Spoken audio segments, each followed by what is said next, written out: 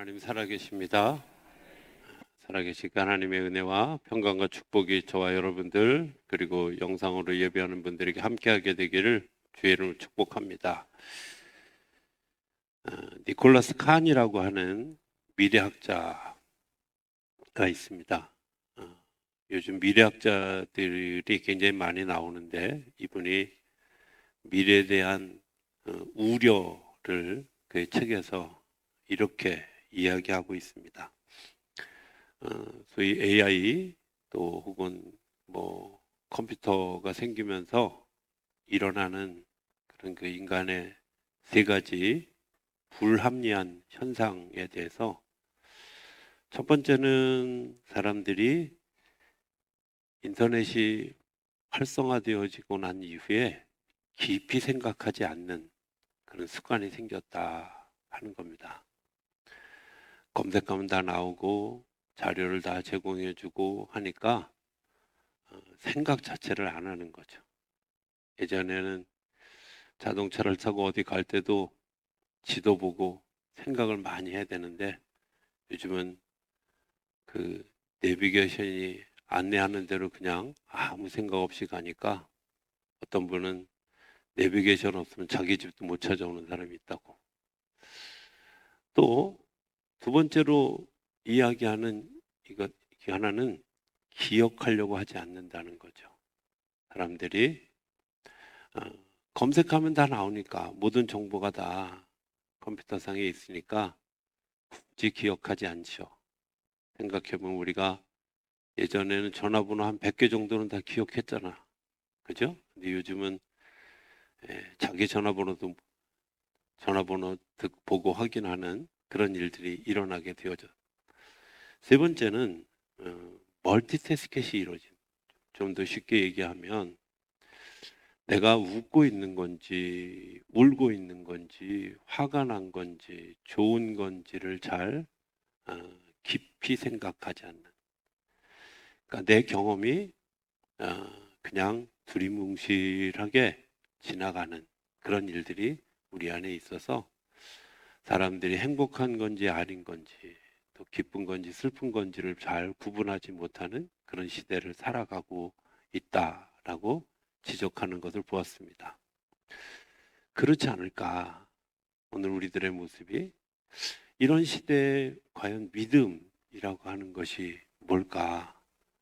또 보편화되어져 있는 그런 세상 속에서 어, 신비에 가까운 또 신비스러운 기독교의 그런 그 일들이 어떻게 사람들이 받아들여 줄 수 있을까 하는 것들을 고민하게 됩니다.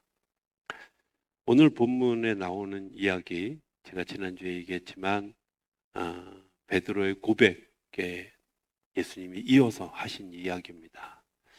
베드로의 고백이 나온 배경을 한번 이렇게 살펴보면 베드로의 고백이 나오기 전에 15장에 보면 물고기 2마리와 보리떡 7개를 가지고 4,000명이 먹는 그런 역사가 일어났습니다. 그런데 바리새인들이 사두개인들이 예수님께 와서 표적을 보여달라고 이야기하고 예수님의 제자들도 강을 건너면서 떡 가져오지 않은 것 때문에 고민하는 그런 일들이 나오고, 그리고 난 다음에 가이사랴 빌립보라고 하는 지방을 지나면서 예수님이 제자들에게 물었습니다. 사람들이 나를 누구라 하느냐라고 하는 질문입니다. 가이사랴 빌립보라고 하는 지역은 로마의 그 통치자인 총독이 다스리는 총독부가 있는 땅입니다. 그러니까 그곳에는 로마 사람들에게 충성해야 되는 그런 불문율이 있는 곳이죠. 그런데 그곳에서 예수님이 사람들이 나를 누구라 그래? 이렇게 질문한 거예요. 그럴 때 대답할 수 있는 방법이 뭐겠어요? 보편타당한 거죠. 내 신분에, 내 삶에 영향을 주지 않을 그냥 합리적이고 보편적인 대답을 하죠. 그래서 사람들이 뭐라고 얘기하냐면 내 선지자 중에 한 사람 혹은 예언자 중에 한 사람이라고 얘기하더이다.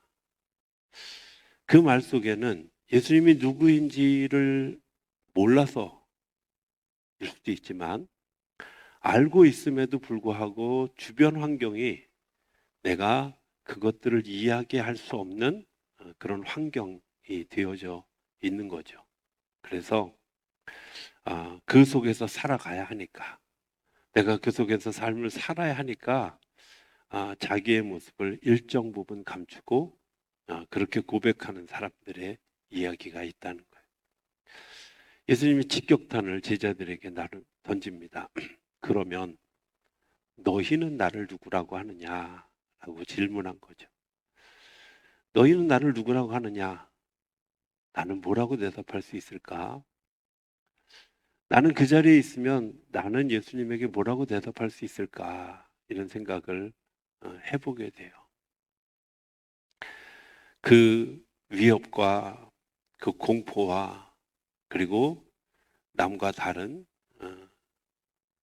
보편 타당성과 합리적인 것과 이런 것들을 다 고민해야 되는 그때 나도 예수님을 선지자 중에 한 사람 혹은 예언자 중에 한 사람이라고 대답할까? 아니면 내가 느끼고 있는 그것을 다른 사람들이 뭐라고 하든 말든 다른 사람들이 어떻게 생각하든 말든 아니 내 신변의 위협을 느끼든 말든 진실을 고백해야 될까 하는 것을 고민해야 할 상황에 베드로가 이야기합니다. 주인이십니다. 그리스도이십니다. 살아계신 하나님의 아들이십니다. 하는 얘기예요. 살아계신 하나님의 아들이시고 구원자라는 말은 이스라엘 사람들이 메시아가 오기를 기다렸던 그 모든 일들이 이루어진 언약의 사건이 이루어진 그분이 당신입니다. 그리고 당신이 우리의 삶의 주인입니다. 이 말은 가이사랴 빌립보 지역에 사는 총독은 우리의 주인이 아니고 우리를 다스리는 자가 아니고 하나님이 나를 다스리는 자입니다.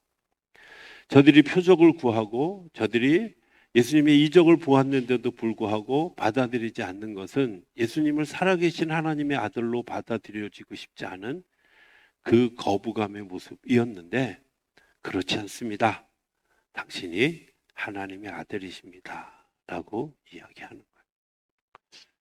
저는 말씀을 읽으면서 그런 생각, 나는 과연 그럴 수 있을까? 나는 과연 그럴 수 있을까? 예수님이 이 이야기를 듣고 베드로를 칭찬합니다. 세 가지로 칭찬하는데 하나는 내가 복이 있다. 복이 있다는 말은 그 복이라는 단어 속에는 히브리어도 그렇고 헬라어도 그렇고 내가 무릎 꿇어야 될 때가 어딘지를 아는 사람, 그게 복 있는 사람이거든요. 내가 바알에게 무릎을 꿇을 것이냐 아니면 로마의 총독에게 무릎을 꿇을 내가 하나님에게 무릎을 꿇어야 할 것이냐를 분명히 아는 내가 복이 있다는 거예요. 여러분들 내가 정말 나를 복 주시는 그분을 향해서 무릎을 꿇을 수 있는 사람이 복이 있는 거죠. 고개를 숙일 수 있는 사람이 복이 있는 거죠. 그것을 향해서 기도할 수 있는 사람이 복이 있는 겁니다. 아무 데나 기도한다고 복이 주어지는 게 아니라는 거예요. 내가 어디에 구해야 되는지, 어디에 무릎을 꿇어야 하는지. 바요나 시몬아 내가 복이 있도다 라고 말씀하시는 이유 중에는 네가 그런 위협과 그런 어려움과 그런 위기 가운데도 너는 굴하지 아니하고 그래 네가 하나님을 향해서 무릎을 꿇을 수 있고 고백할 수 있는 복 있는 사람이야. 하나님의 약속, 예수님의 이야기죠. 그리고 이어서 예수님이 다시 이야기하십니다. 뭐라고 얘기하냐면 이것을 알게 한 것이 하나님이다. 다시 얘기하면 네가 무릎을 꿇은 것 때문에 하나님과 내가 관계에 있다. 하나님과 관계에 있는 사람이다. 멀리 떨어져 있는 하나님이 아니라 오늘 나와 함께 하시는 하나님, 오늘 나와 동행하시는 하나님. 그래서 내가 흔들리지 않고 그 속에 거할 하나님의 자녀다 라고 이야기해요. 세 번째, 하나님께서 예수님이 또 다른 축복의 이야기를 하는데 내가 천국의 열쇠를 내게 주겠다. 네가 땅에서 매면 하늘에서도 매일 것이고 땅에서 풀면 하늘에서도 풀린다. 다시 얘기하면 권세를 내게 주겠다. 대단한, 저는 정말 그 시대에 돌아가서 내가 베드로처럼 예수님이 정말 그렇게 칭찬하는 사람이 되어졌으면 좋겠다. 이런 생각이 들 때가 얼마나 많은지. 여러분들 그렇게 되기를 원하십니까? 네. 그렇게 되기를 기대합니다. 그런데 예수님이 이 이야기 뒤에, 그 뒤에 나오는 이야기가 굉장히 중요한 이에요. 비로소 예수님이 당신이 십자가에서 죽으시고 부활하실 것을 예수님이 이야기하셨어요. 왜 그랬을까? 하필 왜 이 타이밍에 예수님이 이야기를 하셨을까? 하는 겁니다. 시몬에게 네가 복이 있다. 네가 하나님과 관계 있다. 또 내가 그런 권세를 가질 것이다. 라고 축복했지만 아직 그에게는 그것을 받아들일 만한 그런 몸이 기억하는 사람이 되어지지는 않았다는 거야. 내 입술에 고백은 되어졌지만 내 삶으로 고백하고 그 저항들을 물리치고 내가 고백하기는 했지만 그게 내 삶의 모습은 아니라는 거예요. 예수님이 당신이 십자가에서 죽으시고 그리고 부활하실 것을 이야기할 때 저는 베드로의 심정이 이해가요. 베드로가 예수님 절대 안 됩니다. 절대 안 됩니다. 제가 아주 오랫동안 하나님께 기도하면서 이제 그런 기도를 하죠. 주님 말씀하세요. 제가 듣겠습니다. 이렇게 기도를 해야 되는데 그 앞에 뭐든지 이렇게 얘기를 해야 되는데 뭐든지는 빼는 거예요. 내가 늘 어떤 두려움이 있냐면 뭐 사역적인 부분에서 아무도 없는 무인도에 가서 너 목회해라. 뭐 혹은 아주 핍박하고 사람을 죽이는 그런 그 회교도가 있는 그곳에서 선교사가 되라. 이런 거는 정말 가고 싶지 않더라고요. 그래서 하나님 앞에 말씀하십시오. 제가 대답하겠습니다. 라고 얘기하면서도 뭐든지는 빼는 거죠. 근데 베드로에게 아마 그런 걸 거예요. 예수님 그분만 보고 배와 그물을 버려두고 자기 부모도 버려두고 예수님 따랐어요. 내 인생의 전부가 예수님이야. 그런데 그 예수님이 내가 죽을 거야. 어떤 마음일까요? 예수님 내가 죽게 될 거야. 사람들의 손에 의해서 죽게 될 거야. 아니, 내가 모든 걸 걸었는데 예수님 앞에 올인했는데 예수님 그러시면 안 됩니다. 당연히 그럴 거 아니에요. 예수님이 아주 격렬하게 이야기합니다.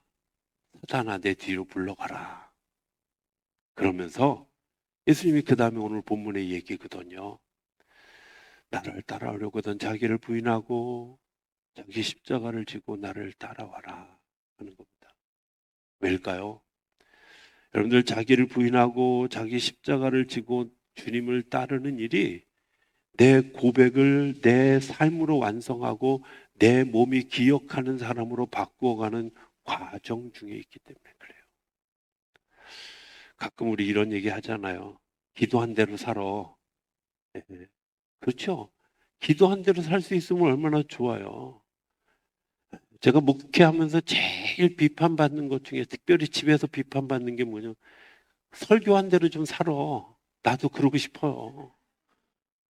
근데요, 그게 안 그렇잖아. 나도 사람인데. 예. 물론 아주 못하는 건 제가 빼죠. 예. 아마 우리 목사님이 이런 설교는 안 하는 거 보면 우리 목사님이 그건 잘 못하나 봐. 이렇게 생각하면 맞아요. 맞아요. 그런데 설교한 대로 살아야 되는데 안 되는 이유가 뭐예요? 자기 부인, 자기 십자가를 지는 일이 안 되는. 아브라함이라고 하는 랍비 한 분이 어느 날 기도하는 중에 어떤 마음을 가졌냐면 제가 오늘 자비를 좀 베푸는 일들을 했으면 좋겠다 하는 마음이 기도 중에 들었어요. 그래서 어떻게 자비를 베풀 수 있을까? 그리고 생각하다가 그 지역 안에 있는 아주 흉악한 그 깡패 하나를 데려다가 점심을 잘 대접하는 거예요. 좋은 식당에서 점심을 대접하는데 이 깡패가 막 그냥 마을의 3분의 2가 막 욕이잖아요. 안 겪어봐서 잘 모르시지만 그분들이 구구단을 되게 잘하는데 2구, 3욕 이런 거 되게 잘해요. 못 알아들은 분은 어쩔 수 없어요. 막 얘기를 막 그냥 욕이 바가니니까 라삐가 듣다 화가 났어요. 야, 그리고 밥 먹는 자리에서 쫓아내. 내가 너 같은 놈에게 자비를 베푸느니 차라리 뭐 이러면서 그 깡패를 내쫓았어요. 씩씩거리고 화가 나서 밤에 하나님 앞에 기도하는데 하나님이 얘야 너 오늘 뭐 했냐. 그래서 아침에 자비를 주시는 주님의 마음을 품고 제가 깡패 한 사람과 식사를 했습니다. 어떻게 잘했냐? 당연히 잘못했죠. 그 녀석이 막 욕을 하고 막 비판하는데 견딜 수가 없어서 쫓아냈습니다. 하나님이 침묵하시는 거예요. 하나님 왜 침묵하세요? 알지요. 하나님이 이렇게 대답하셨어요. 나는 수많은 사람들이 그렇게 욕하고 비난하고 그리고 그 일들을 평생 하는데도 쫓아내지 않았다. 자기를 부인하는 일, 자기 십자가를 지는 그 일은 내가 예수님을 따라가는 일은 예수님이 하셨던 일을 같이 하는 거예요. 우리 금요일 날 불렀던 찬양 어버볼이라고 하는 찬양이 있습니다. 모든 능력과 모든 권세 이렇게 시작하는 찬양인데 십자가 고통 당하시고 사람들로부터 외면당하시고 하는 그 대목. 영어 찬송에 보면 리젝 언론이라고 돼요. 리젝 당했다고, 거부당했다고, 나 혼자 세상으로부터 거부당했다고. 어느 날 그 찬송을 그 필리핀에 가서 이렇게 찬양하다가 제가 그 리젝 언론에 꽂혀가지고 정말 막 이게 울 수도 없고 어찌할 수 없는 그런 그 마음의 고통을 겪었다. 주님이 나를 위해서 홀로 거부당하셨다는 거예요. 홀로 거부당해서 리젝이라는 말을 주로 쓰는 데가 비자 심사하는 데서 당신은 우리나라에 입국할 수 없습니다. 당신은 돌아가십시오. 라고 하는 말이 리젝입니다. 당신은 우리나라에 들어올 수 없습니다. 하고 다른 사람들 다 갔는데 예수님 혼자 거기 들어갈 수 없는 거예요. 리젝당했다. 오늘 내가 그 일을 겪고도 예수님을 따라갈 수 있을까? 그 일을 위해서 주님이 우리를 부르실 때에 제가 아멘 할 때에 우리 삶에 주님은 나의 주인이십니다. 그리스도이십니다. 그리고 나를 구원하시는 구원자이시고요. 살아계신 하나님의 아들인 것이 내 몸으로 기억되어지는 거죠. 오늘 3.1절 기념주일인데요. 저는 이런 생각을 합니다. 오늘 우리 시대에 이런 일이 똑같이 일어났을 때 정말 3.1운동이 일어날 수 있을까? 하고 질문해 보면 대답하기 어려워요. 적어도 3.1운동을 주도했던 사람들은 어떤 사람들이었냐면 자기 목숨을 내어놓은 사람들이었어요. 자기 목숨을 내어놓은 사람들뿐만 아니라 그 일에 앞장섰던 사람들은 적어도 사람들에게 신망받고 자기 삶을 그렇게 살았던, 예수님이 자기를 부인하고 자기 십자가를 지고 예수를 따르라고 했던 그것처럼 그 시대에 그렇게 살았던 사람들이었어요.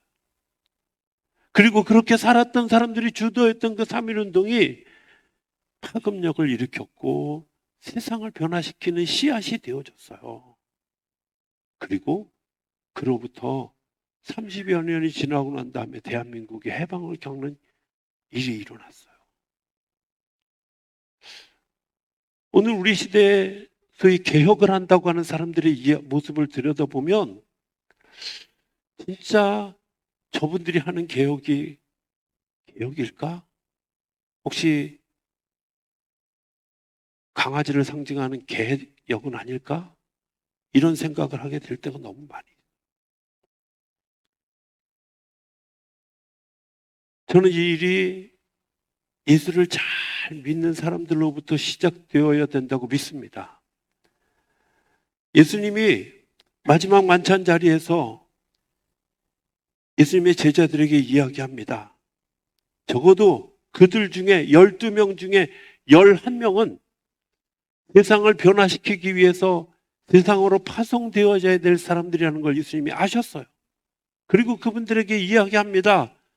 너희가 기억해라, 기념해라. 뭘? 내가 네 안에 있다는 거. 내 보혈이 너의 피 속에 흐르고 있다는 거 네가 기억해라. 샤르댕이라고 하는 학자는 예수님이 세 가지를 이야기했는데 세 가지로서 우리의 인생을 구원했는데 하나는 깨끗함이었다. 거룩함이었다. 두 번째는 사랑으로 하셨다는 거예요. 모든 걸 사랑으로. 세 번째 이야기가 중요한데 내가 할 수 있음에도 불구하고 자기 권리를 포기했다. 저는 6월절 예수님이 예루살렘 성에 입성하셔서 되어진 사실들을 보면서 예수님이 이것만 안 했어도, 이것만 안 하셨어도 죽지 않았을 텐데 하는 생각들을. 예수님이 가장 위험하게 겪었던 사건이 뭐였냐면 예루살렘 한복판에 있는 베단이라고 하는 마을에서 이미 나흘 전에 죽은 나사로를, 무덤까지 들어가 있는 그 나사로를 살려낸 거예요. 그것만 안 했어도 예수님 안 돌아가셔요. 아니 6월절에 굳이 갈릴리에서 예루살렘까지 안 오셨어도 예수님 돌아가실 일 없어요. 근데 죽은 지 나흘 된 나사로를 굳이 살리지 않으셔도 되는데 죽기를 각오. 그 나사로를 만나러 가고자 할 때 도마가 이야기합니다. 우리도 같이 죽으러 가자. 그럴 만큼 위험하고 절박한 상황이었는데 예수님 그 길을 가셨어요. 뭐 때문에? 우리를 사랑하시기 때문에, 그리고 우리를 구원하시기 위해서. 그 주님이 오늘 만찬을 베풀면서 이야기하십니다. 내가 네 안에 이 떡을 먹을 때마다 나를 기억해라. 이 떡을 먹을 때마다 나를 기념해라. 이 떡을 먹을 때마다 내가 너희에게 분부한 것들을 기억해라. 이 잔을 마실 때마다 내가 너에게 준 것들을 기억해라. 그 기억이요, 오순절 성령의 역사가 일어나고 난 다음에 그들이 삶을 살아가면서 삶의 현장에서 하나님의 역사가 나타나게 했어요. 1919년에 일어났던 3.1운동은 시작입니다. 그 시작은 시간이 지나서 34년 6개월이 지나고 난 다음에 열매가 맺혀져. 오늘 내가 이곳에서 결심했던, 내가 이곳에서 경험했던 성찬이 오늘 지금 내 속에 심어졌지만 내가 자기를 부인하고 자기 십자가를 지고 예수님을 따르겠다고 결심했던 그 마음으로 받아들여진 그 성찬은 오늘 우리에게 대한민국을 바꾸는, 세계를 바꾸는, 그리고 이 역사를 바꾸는 굉장히 중요한 일이 되어지리라 믿습니다. 오늘 그런 마음을 가지고 우리가 성찬에 참여할 수 있게 되길 바랍니다. 주님이 우리의 고백을 실제가 되기 위해서, 우리의 고백이 몸이 기억하는 고백이 되게 하기 위해서, 그래서 우리의 삶이 그렇게 살아가도록 인도하시는 그 귀한 일들이 오늘 성찬을 대하는 우리 모두 가운데 일어날 수 있게 되기를 주의 이름으로 축복합니다.